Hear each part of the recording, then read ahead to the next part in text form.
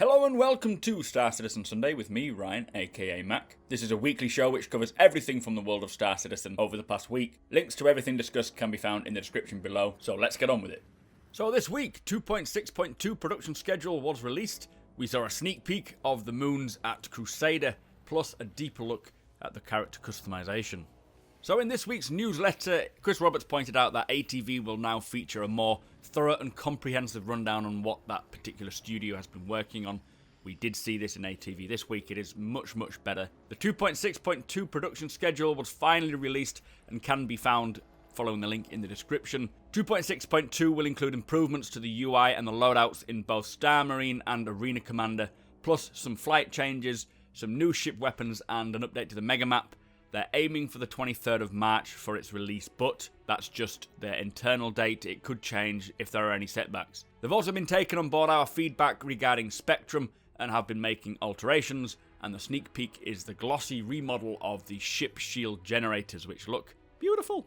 So kicking off this week, we had Around the Verse, hosted by Chris Roberts and Tony Zurovec, and it started off with TZ just saying what he's been working on. They say they're still working on the subsumption editor.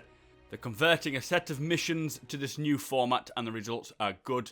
This allows for more mission diversity. They're focused on the solar system services, including shopping, missions and procedural planet commodities. Shopping controls the inventory, the prices and the demand levels for a system, but they're also hooking up the system service. So if there's low inventory levels in a certain area, it will auto-create missions requesting particular supplies and commodities. This does allow for dynamic content in the game. It's currently a little more static. The missions are just handmade, nothing really dynamic about them.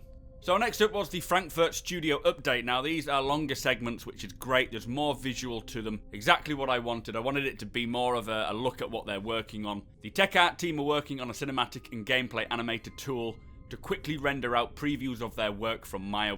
This has really helped see some progress. Cinematics are focused on telling the rich Squadron 42 story. They're putting scenes together, getting the final look and feel of them, holding back on showing us any scenes though, as they don't want to spoil the story, which is completely understandable. Now the weapon art teams, which are divided into two, you've got FPS weapons and ship weapons. The FPS weapons are on a final polish for the Bering and Claus and Werner weapons, plus there's a new double barrel shotgun from Kastak, which sounds quite mean. The ship weapons team are finalising the modular and upgradable systems to assist in more flexibility and efficiency when creating the varieties.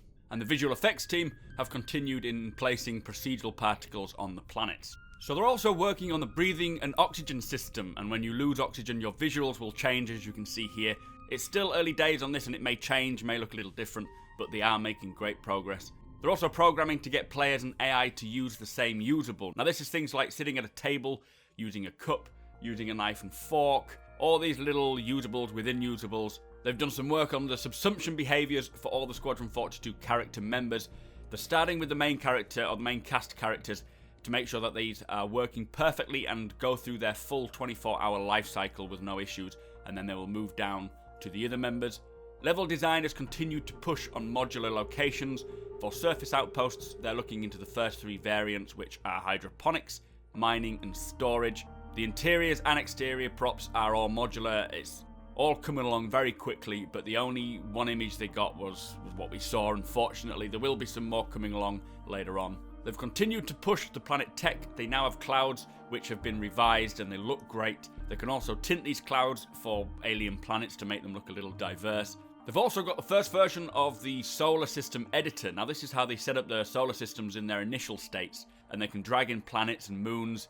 It's an essential tool with the size of the persistent universe, making sure that they can create these solar systems at a higher rate. The environmental art team has made lots of progress on the moons around Crusader, each with their own distinct look and feel, and they do look so cool. It looks like we've got sort of rocky desert and a ice-style moon.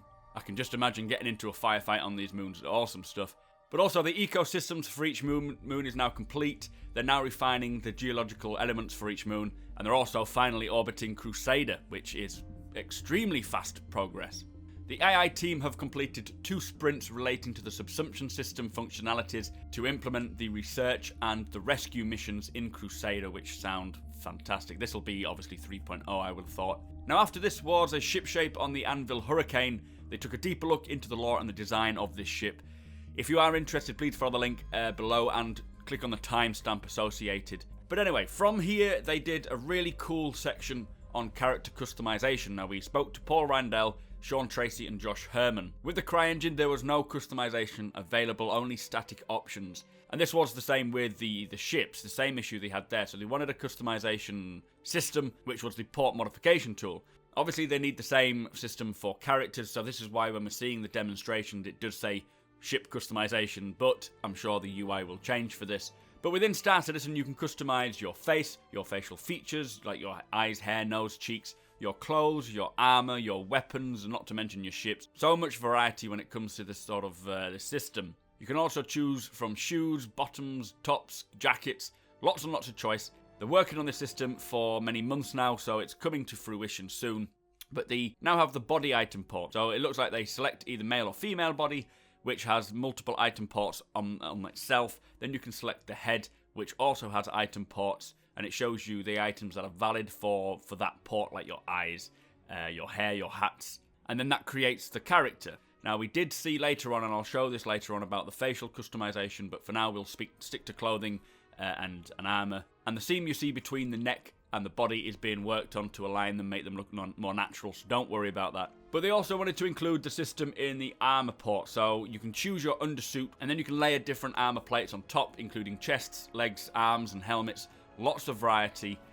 Then on top of your armor, you can attach items like magazines, weapons, grenades. These will show up, and you can actually see what people are wearing, so if you can scope down, if you've got a recon guy with a sniper, you can see how many grenades the team are carrying, what weapons they're carrying. Nothing is hidden like you see in, say, Grand Theft Auto, when you can whip out 50 guns whenever you want to. But the issue with this level of customization and the layering is that the character, which has clothing, armor, weapons, items, all attached at once, created a very heavy asset in terms of performance.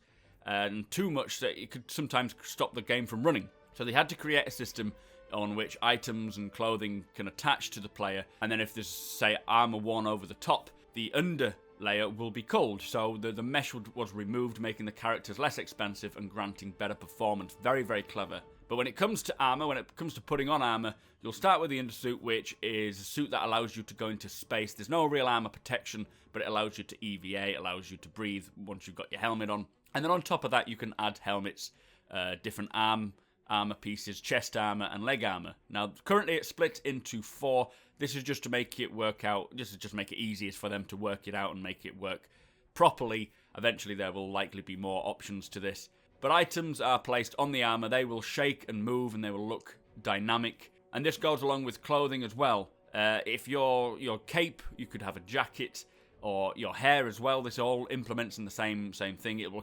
The movement will look natural, it will collide with your body as well. This stuff is fantastic, and it looks like they have been working on this for a long, long time now. As I said, there was a video which was created to show you the facial customization, which I'll just play over the top of. I think also 3 Lateral, who are working on this, have got their own demonstration, so I'll pull that off their Twitch stream. But I will create a separate video going into further detail about what we have heard and breaking down what we saw, so we can get more of an idea of how character customization will actually work in the final game. Most excited for this. Do let me know your thoughts, guys. I just can't wait to start creating a little miniature Mac to run around the ships. So we had a couple of Anvil Hurricane Q&A posts. I'll just run through the questions that I thought were interesting. The first one being, can the turret be slaved like the Super Hornet? And they say their plans is to support slave turrets in general. Balance for this is not fully yet determined. The current design for this would require the use of an avionics blade, which they say think in terms of installing a card into your PC motherboard. This will provide functionality and manage the additional workload on the targeting computer. A lone pilot will not be kneecapped if they're going to take the day off, but at the same time, if operating a multi-crew ship alone, you'll need to consider the loadout adjustment, and avionics will be a part of this. So next question is, where does it stand in speed and maneuverability? And they say it's faster than it is nimble. It's designed to rush into trouble, wreck things, then rush back to regroup. It's designed with speed and hitting power at a cost of durability.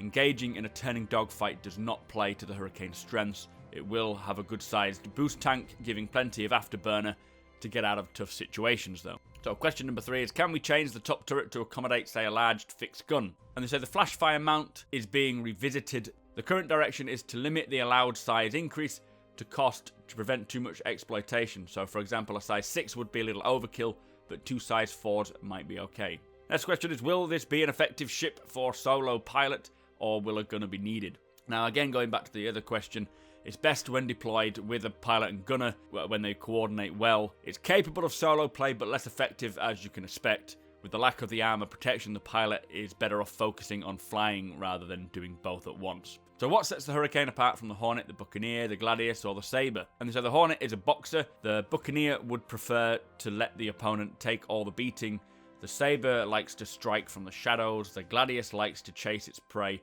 and the Hurricane believes life is short and combat should be shorter. So they pick a target, eliminate it before it hurts you, and then repeat it. There is a definite slant towards using ballistics, they say, as the small power plant does not have a ton of power to go around, so it's optimized for decisive action, not protracted fights. The turret, they say, is great for strafing runs on planet-side targets, blasting medium-sized targets, or suppressing the enemy while the pilot navigates asteroid alleys or debris fields. So next question is, how is the Hurricane a heavy fighter when it's smaller and lighter than any of the medium fighters? And it's because it punches well above its weight class. The chassis may read as a light fighter, but it's not in tactical terms. It's not to be flown like a light fighter either. Light fighters imply sort of dog fighters. Pitting one against a Gladius or an Avenger is feasible, but an unnecessary risk. It's meant to be used against heavily fortified ships or outposts. Next question is, can we expect the Hurricane to have ejector seats? And yes, both pilot and gunner will come with some ejection features. What is the operational range of the Hurricane in a scale of Gladius to Vanguard? And they say it's more along the lines of a mid-range, sort of the stark accommodation makes for an uncomfortable trip, but it has plenty of fuel, so it's capable of venturing off alone with its quantum drive and jump module, but its closer range is to the Gladius rather than the Vanguard. So next question is, how advanced are the power generators expected to be on this ship? Will there be a lot of room for upgrading it if it's low end? And there's always definitely room for customization. Currently, it's understocked in its power plant in sort of 30th century terms, so frequent choices in power management between supplying power to the thrusters, the shields, or the weapons will be needed.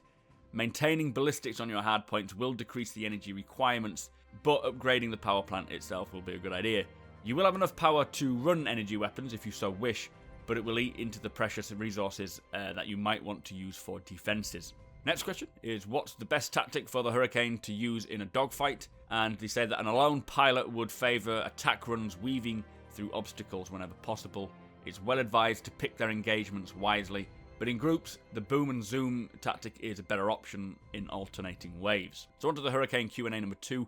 First question is, many of the components on the Hurricane are quite small. Could this result in an opportunity for stealth play, or at least the possibility of being difficult to scan? And they said it's an interesting idea, but the Hurricane does not get any of its natural advantages of a ship like the Saber. They're not saying that you can't be sneaky in a Hurricane, but without specific equipment at your disposal, your stealthiness will depend on your own skill to manage your signature output. So, question after that is, will the Hurricane have 8 or 10 maneuvering thrusters, and will it have 1 or 2 primary engines? And they say that the single medium engine pipes thrust out to 2 main, 8 maneuvering, and 2 retro thrusters. So I hope that clears that one up. Moving on, will the Hurricane allow for similar modularity in terms of the turret, allowing it to be swapped out for the cargo box, fixed mount or surveillance equipment like we see with the Hornet? And they say, unlike the Hornet, the Hurricane was intended to be used for extreme damage output at the cost of just about everything else. There are currently no plans for modularity beyond the standard. Next question is, would it be possible to have the manned turret controlled by an AI NPC? And they say at this time, no penalty is intended for hiring NPCs to man your turrets, just a UEC cost. The turret and their sizing rule will undergo a review and vetting over time for balance, so they're still not 100% there. And the last question is, what is the specific plan to improve manned turret usability? And so the gameplay for turrets is not completely 100% yet. Obviously, it's not where they want it. So early ideas to improve the turrets at this stage is fixing the aiming stabilization, linking ship targeting computers to share aim and target information, using turret tracking to improve missile lock speed and strength, tandem range finding mechanic, allowing players to contribute to their own crew's success, improving multi-crew combat coordination with shared pilot and gunner HUD and UI improvements, improved cooling for turret weapons, staggered fire to double the rate of the fire with the same power and heat cost, screens within the turret allowing limited interactions with support roles, and notifications for the gunner about repairs or borders that need to be dealt with. plus more. There's going to be a lot more improvements coming. They just need to look into it. I think they said they will put a strike team on this pretty soon. It's just a matter of getting that strike team available. Anyway, that was the Q&A for the Hurricane. I hope that it cleared up some questions. Do let me know what you think. So in Happy Hour this week, Ben Lesnick gave us a look back at Chris Roberts' history with gaming and game development. There was nothing new regarding Star Citizen, but it's always worth a watch if you are interested, so follow the link below. We had a new Far From Home post titled Crawling Back. These are always interesting to read, so I'd highly suggest it. Bug Smashers this week fixed a Constellation bug, and finally there was a subscriber flash sale granting access for subs to buy the Hornet Wildfire. So that brings us to the end of the show. Thank you for watching, and thank you to our subscribers, plus a massive thank you to our patrons as you make this possible. If you like what we do and want to help us make it better, follow the link in the description to our Patreon page to learn more.